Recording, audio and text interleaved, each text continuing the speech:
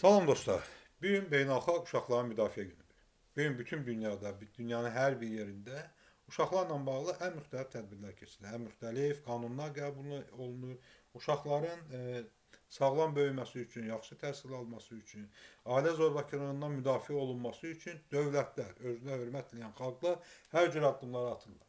Bax, bu günlərdə mən səhv eləmirəmsə, Almaniyada artıq uşaqlarla bağlı əlavə bir qanun qəbul olundu. Uşaq puluna əlavə olaraq 10 avro da artırıldı və eyni zamanda uşaqların bank hesablarının açılması ilə bağlı belə bir qərar verilib. Almaniyadan danışacağım. Almaniyada uşaqların hüquqlarının müdafiə olunması, uşaqların müdafiə olunması məsələsi yalnız uşaq pulu ilə məhdudlaşdırılır.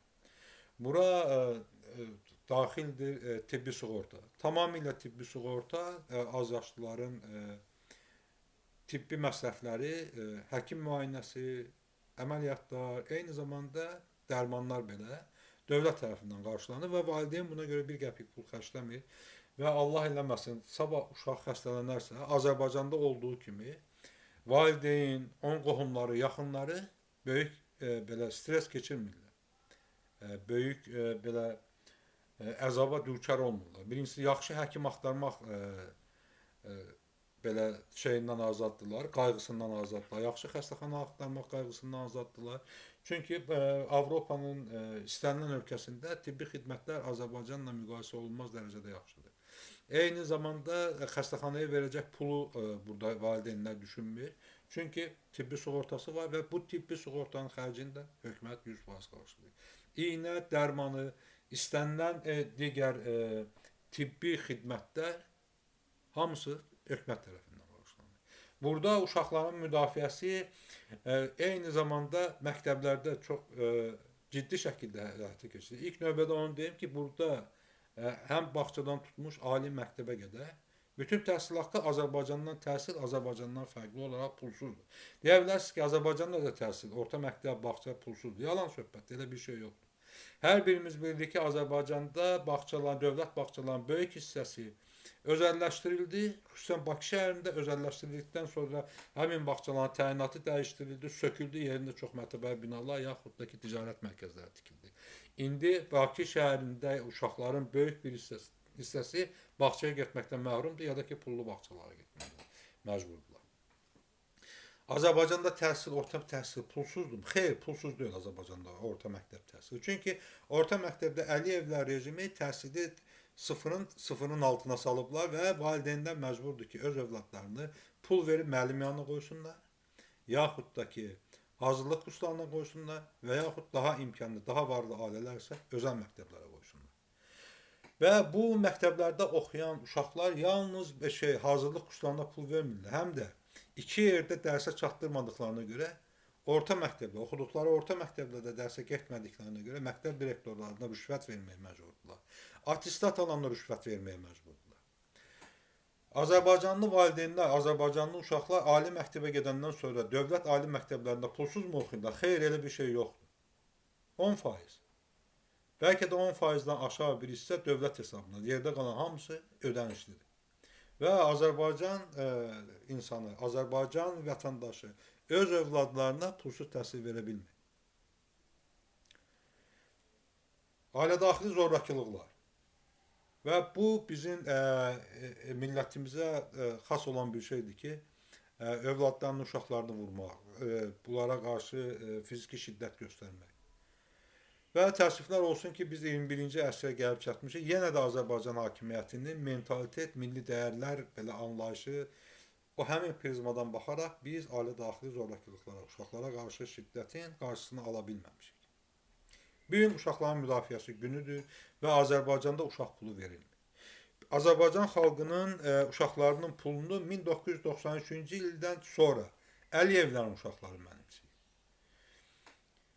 Bala Heydər hələ uşaqkən 70 milyon dollardan böyük qiymətə dəyəri olan Dubayda villalar almışdı. Və onda Bala Heydərə Dubayda villalar alanda artıq Azərbaycan uşaqlarına, Azərbaycan ailələrinə uşaq pulu verilmirdi. Həmin pullara Bala Heydərə villalar almışdı. Sonraki dövrdə həmin pulları Arzuya, Leylaya, digərlərinə şirkətlər açdılar. İngiltərədə, Amerikada, Moskvada, dünyanın ən bahalı şəhərlərində onlara mənzillər almağa başladılar. Daha sonraki dövrdə bizim uşaqlarımızın pulları hesabına bax bu sadaladığım uşaqlar şirkətlər sahibi oldular. Və indi o uşaqlar böyüyüb və bizim uşaqlarımızın pullarını o uşaqların uşaqları, Əliyevlərin nəvələri yeməyə başlayır. Emin Ağalarov bir müsahibəsi vardı bu günlərdə, paylaşılmışdı, hamı da baxdı. Adam müsahibə verib deyir ki, Sibrizan biz Nardarandan Rusiya sərhədinə qədər uzada bilərik və məndən sonra və mənim övladlarım artıq 18 yaşına gəlib çatıb və bu layihəni mənim övladlarım davam etdirəcək. Bunlar Nardarandan Rusiyaya qədər uzanan Azərbaycanın Xəzər dənizinin sahillərini zəbt edib İlham Əliyevin nəvələrinə verirlər və hesab edirlər ki, bu proyekt sonsuza qədər gedəcək və bu nəvələri İlham Əliyevin, Heydər Əliyevin nəvələri sonsuza qədər Azərbaycan xalqının övladlarının pullarını mənimsəyəcək. Bugün Beynəlxalq Uşaqların Müdafiəsi günüdür. Mehriban Əliyeva, Alyona Əliyeva və Leyla Əliyeva öz sosial şəbəkə səhifələrindən paylaşımlar ediblər. Mehriban Əliyeva başdan ötürmə bir dənə şəkil paylaşıb ki, uşaqların beynəlxalq müdafiəsi günüdür. Alyona Əliyeva hansısa bir yəqin ki, pullu bağçalardan birinə gedib orada uşaqlarla sarmaş-qarmaş şəkil çəkdirib yalandan və riyakarlıq, saxtakarlıq üzərindən görünür. O sarmaşdığı uşağın pulunu kəsib İlham Əliyev, Heydər Əliyev, o qoca qurt Heydər Əliyevdən söhbət gedir. Yeyiblər bu bizim övladlarımızın pulunu.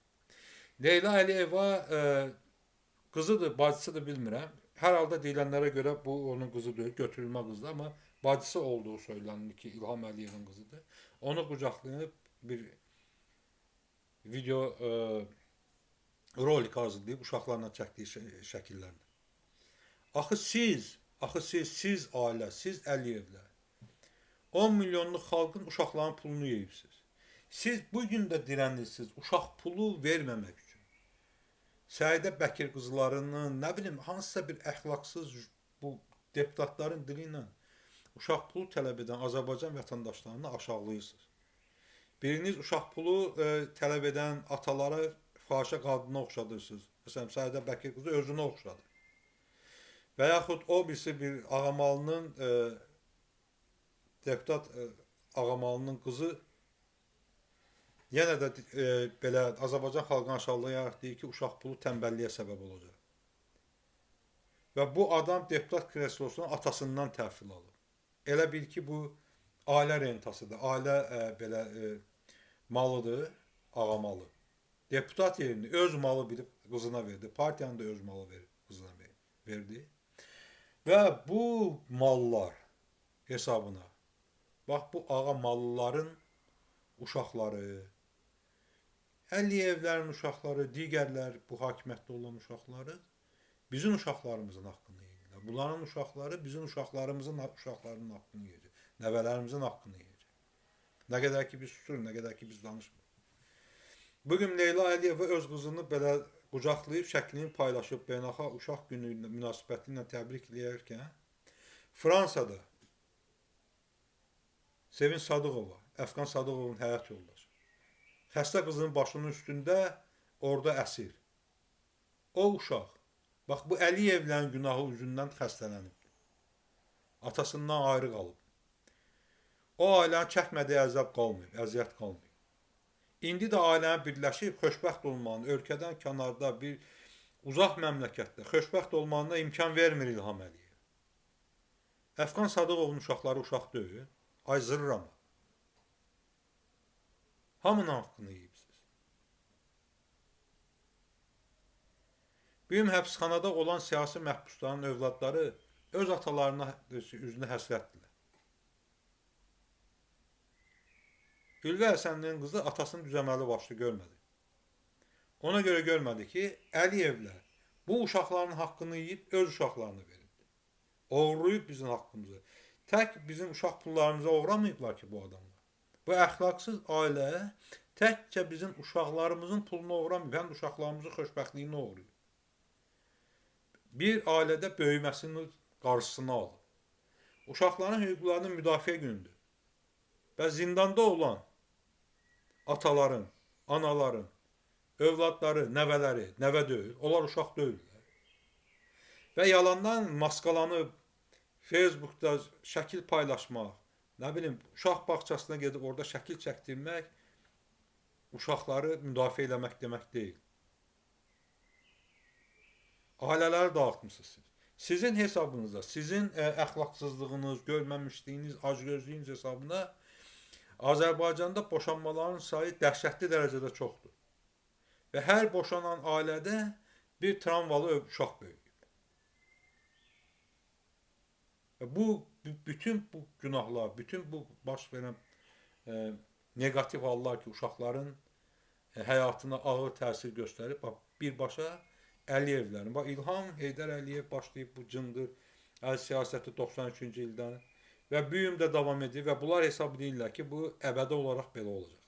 Və Azərbaycan xalqı biz nə qədər susuruq, biz nə qədər sakit dururuq, doğrudan da bu belə olacaqdır.